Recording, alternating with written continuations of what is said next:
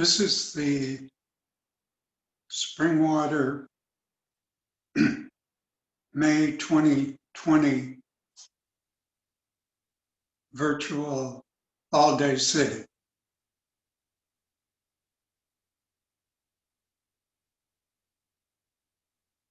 Looking out the second floor window in Ithaca, New York.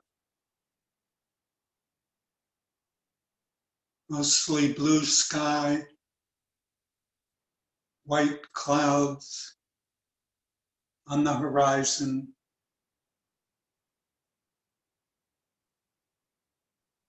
Spring green treetops all around.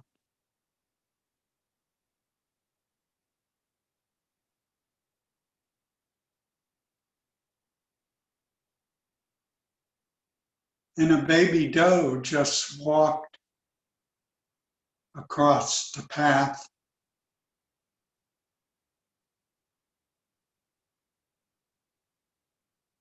Maybe 50 feet from the house.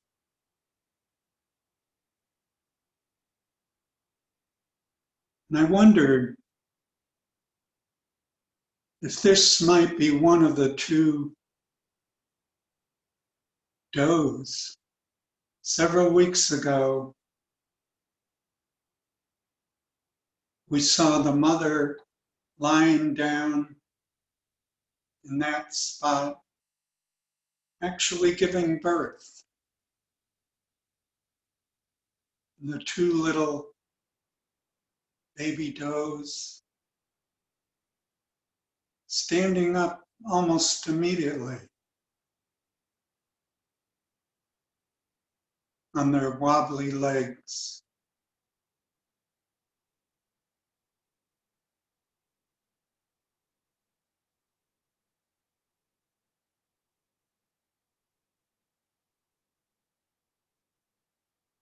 But now, just stillness,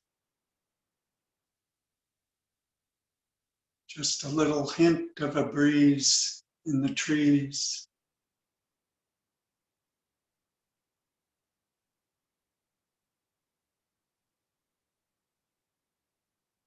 In the chair underneath,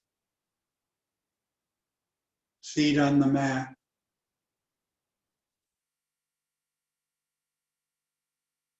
Sound of a car going by on the road.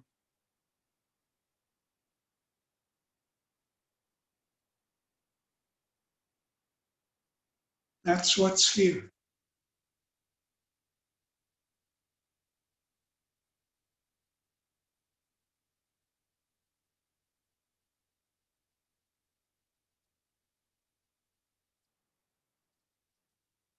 At the beginning of the sitting this morning,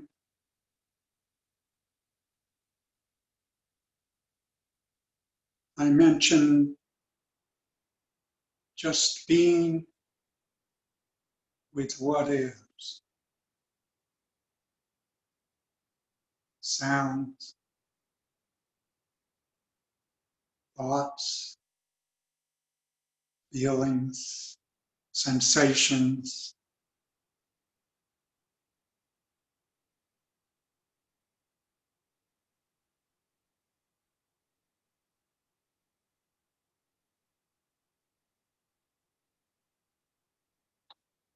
But there's nothing to do to be with that, because that's what we are.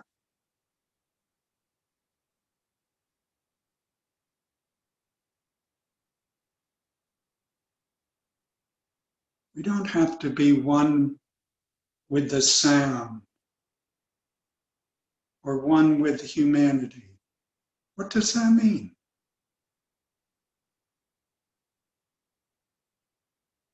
We don't have to be anything.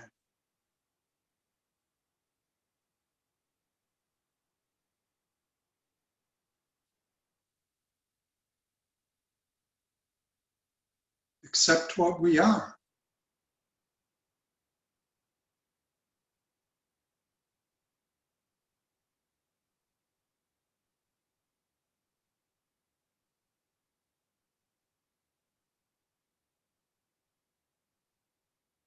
why is there, not just from myself, but from other facilitators in Springwater,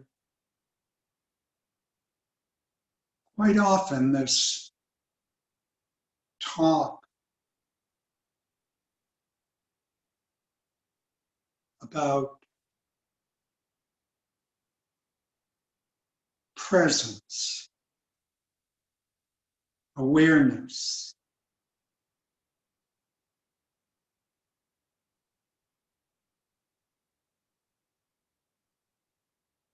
What's so special about that?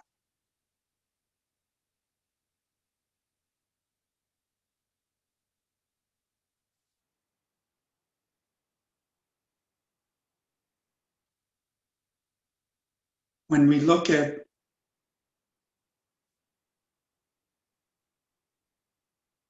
young children,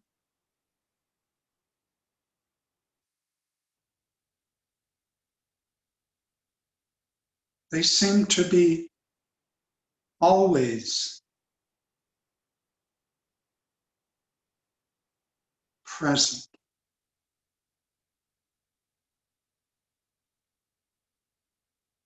Get interested in such little things we might not even notice.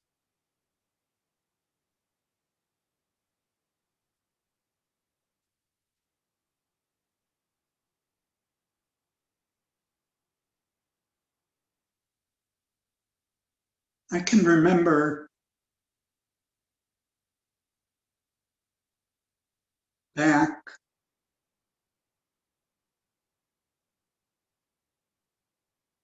when I first started going to school,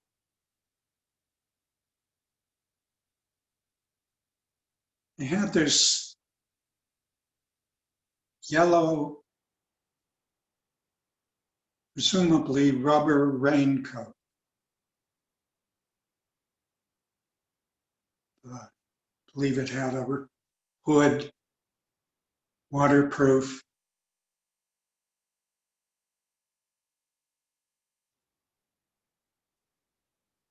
But what I especially remember about it was on the inside of the raincoat.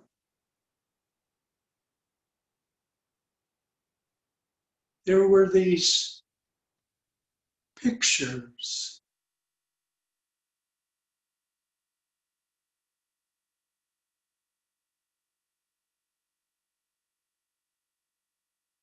And I don't really remember what the pictures were of, but I used to love to look at the pictures on the inside of that raincoat.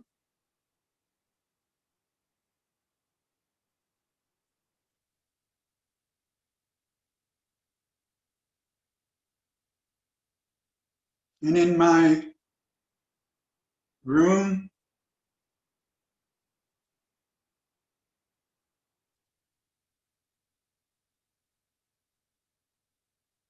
maybe just kindergarten age or before,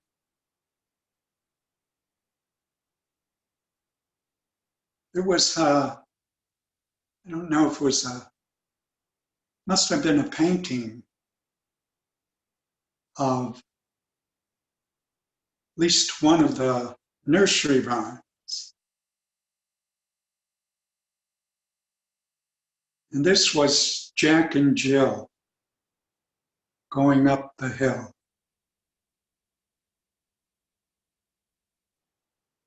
And actually tumbling down.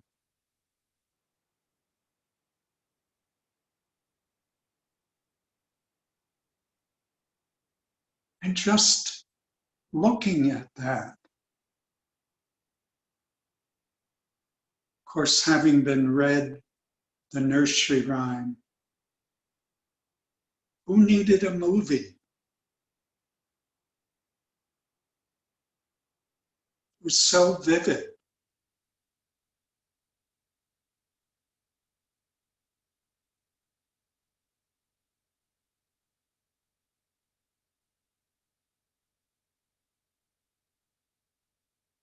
and seeing those tiny little deer walking, trying to walk on their wobbly legs just minutes after being born.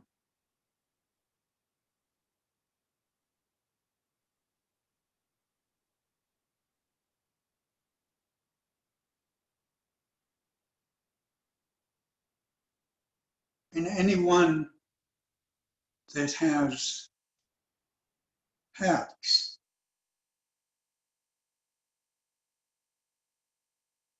cats or dogs, how present they are.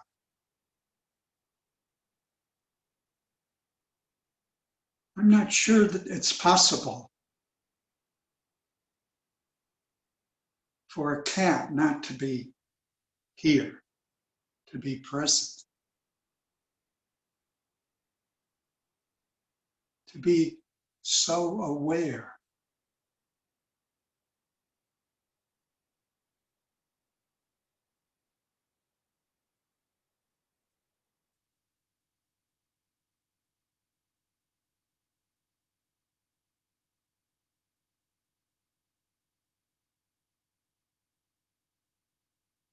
So what happens when we go to school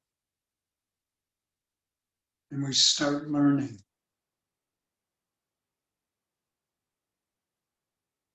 about all kinds of things, history,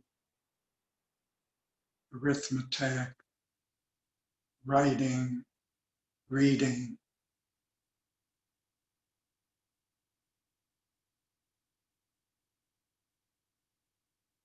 I don't know what happens. Maybe some psychologists here have studied this.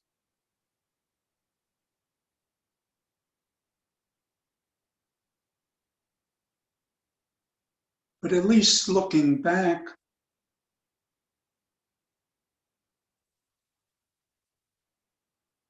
it seems like gradually we lose that presence, or don't exactly lose it, but cover it up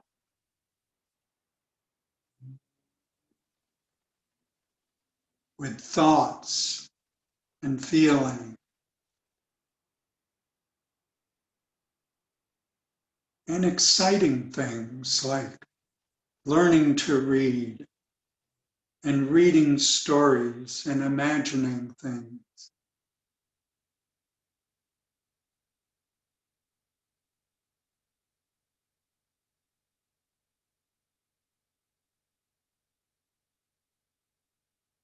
So this is the way we're educated. Or maybe this is the way human beings develop even without formal education. I don't know.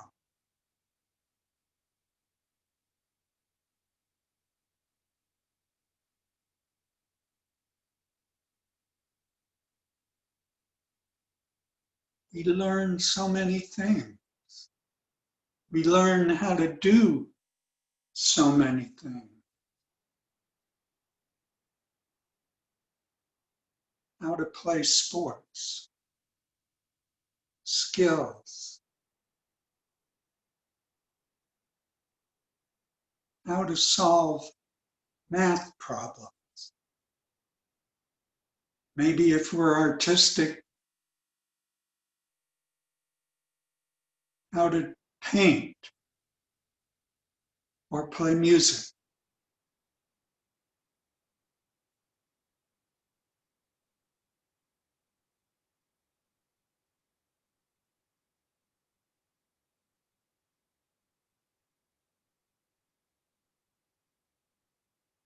And this quiet,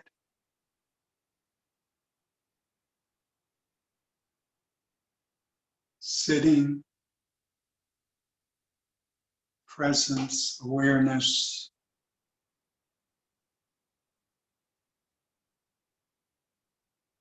wind ruffling the leaves.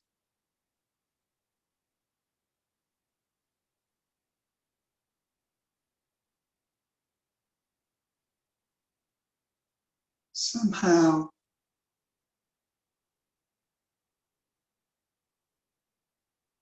it fades.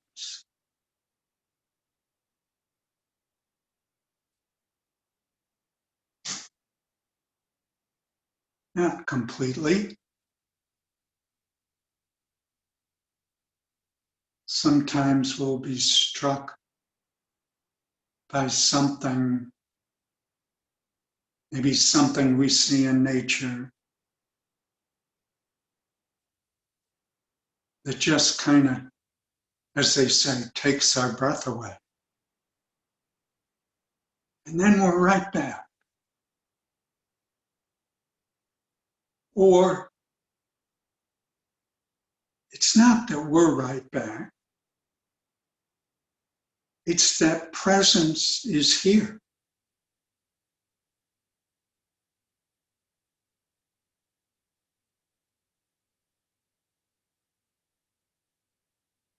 Where are we at all at that moment?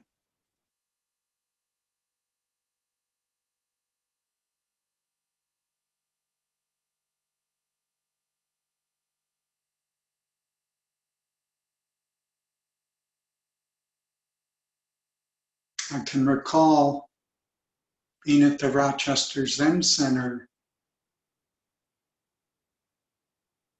must have been in the 70s, before Springwater was formed.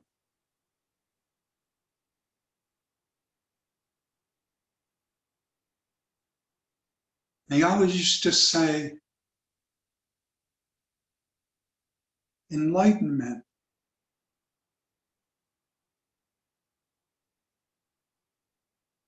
Satori, was right in front of your nose.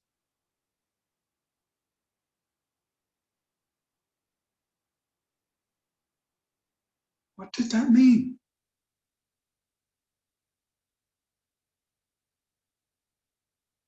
I did stare at my nose a lot while sitting. That didn't seem to help.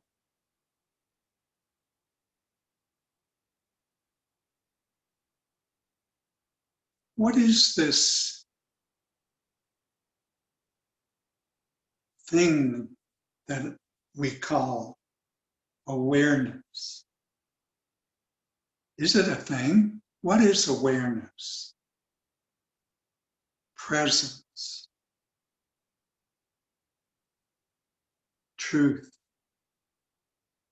reality, enlightenment, Buddha nature, whatever word.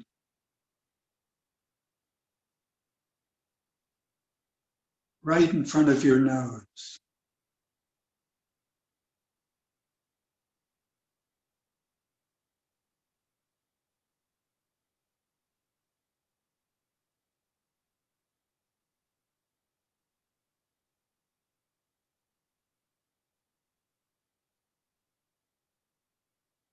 Maybe because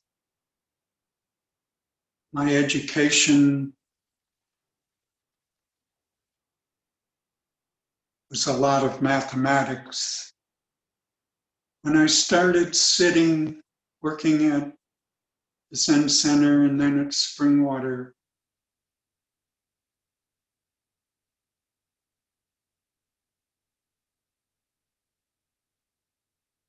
it seemed to me like a search for truth. What is truth?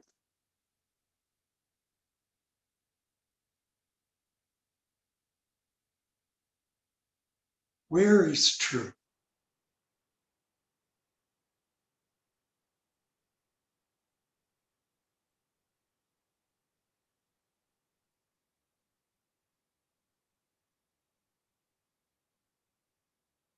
But mathematics doesn't help.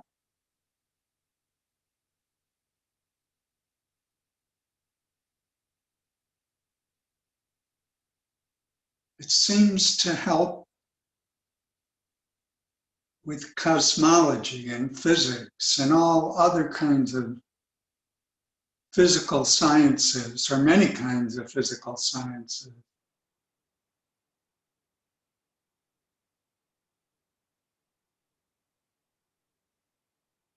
It's all mathematics.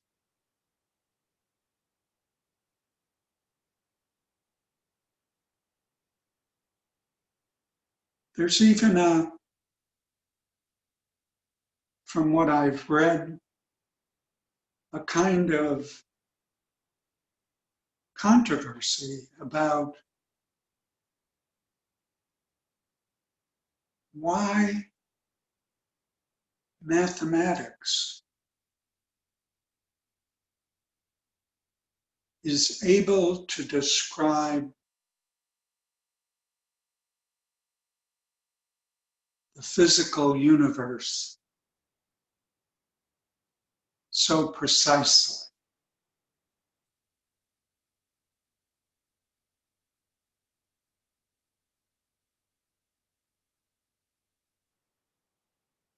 And by precisely, I mean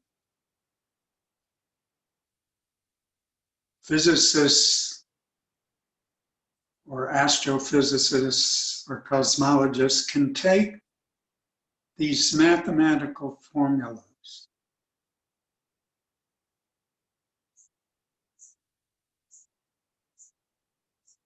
and make predictions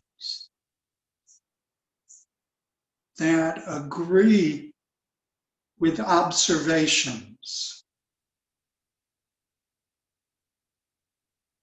to a tremendous degree of accuracy.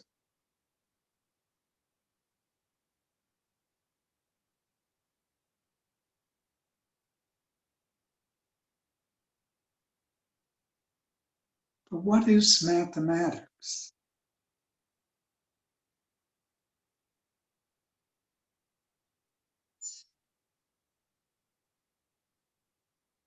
It's logic. It's precise, rational thinking, problem solving, undoubtedly helped by what we call intuition.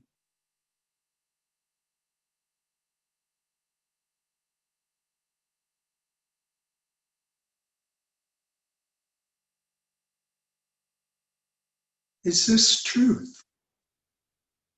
Is this the truth I was talking about?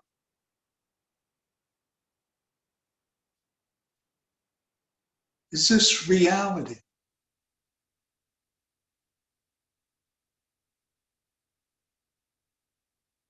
Is this Buddha nature?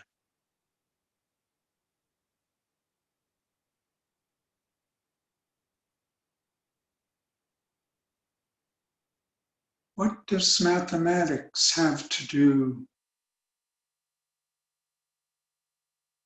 with sitting here, talking, listening, leaves rustling, sounds in the background?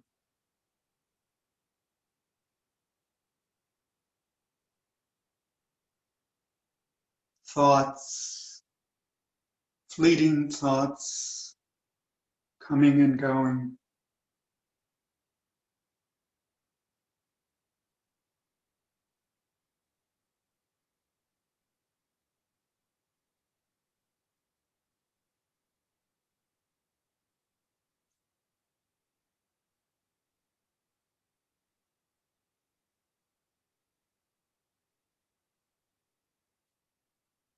If you've ever read some of the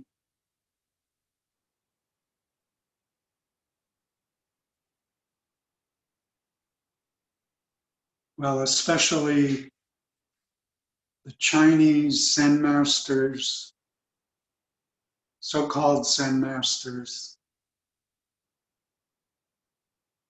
back in the time what we would call the Middle Ages.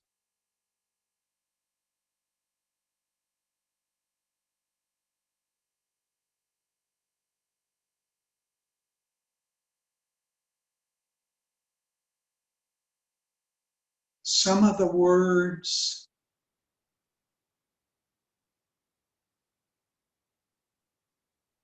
feel like so much more than words.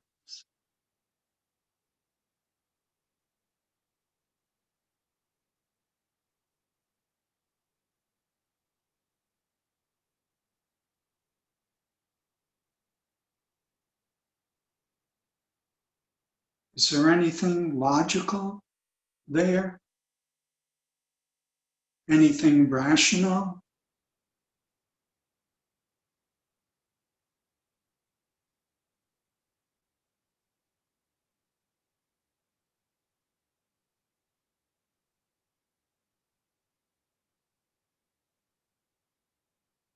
It's always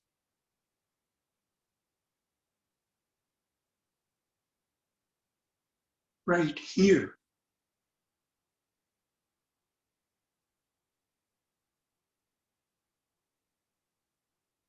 The rational mind can rest.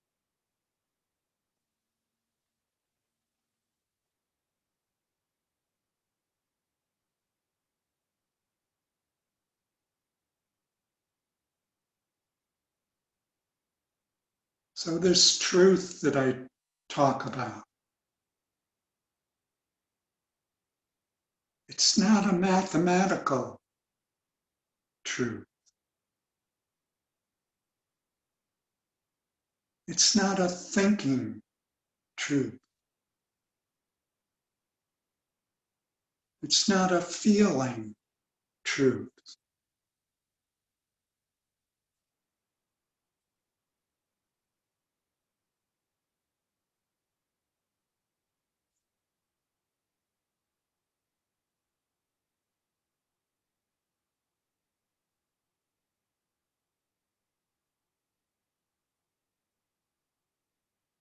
So what is it?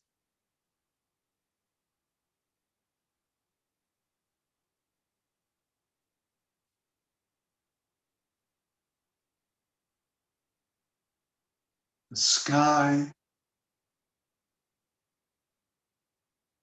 half full with gray and white clouds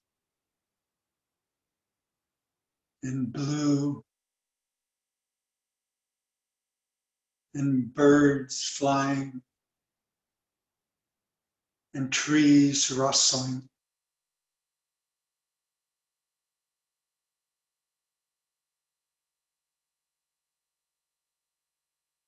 Everything just as it is.